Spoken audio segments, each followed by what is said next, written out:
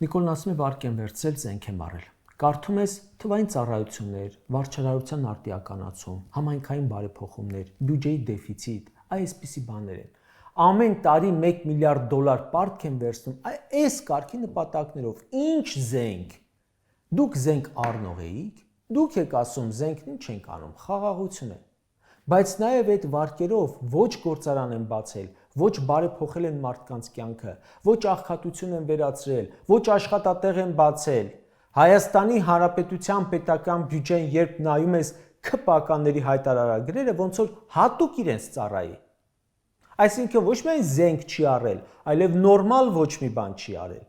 Բյուջեի դեֆիցիտը փակելու համար վերցրել են պարտք ու կազմակերպել են ֆեստիվալներ, 6 միլիոն դոլարանոց համերգ, 1.5 միլիոն դոլար տվել է, որ ամանորին զարդարվի, Նիկոլի անվան հեծանվարշավ, լողի արշավ ու եսիմ ինչեր են արել։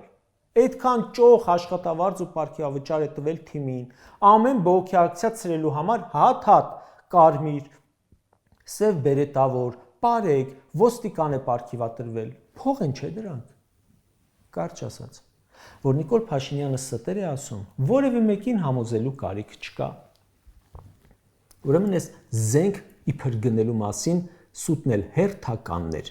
Այս անգամ այդ սուտը զենքի մասին էր, բայց այնուամենայնիվ ամենակարևոր հարցն է մնում. զենք չես առել, գործարան չես բացել, աղքատություն չես վերացրել, թոշակ չես բարձրացրել, մի տեսանելի նորմալ բան չես արել։ Բա ուր են այդ ձեր վերցրած փողերը։ Հա, եթե այդքան արտաքին պարտքը ուղեիր զենքի գնմանը, հիմա կունենայիր առնվազն ատոմային ռումբ, ոչ թե պուլտով շուն։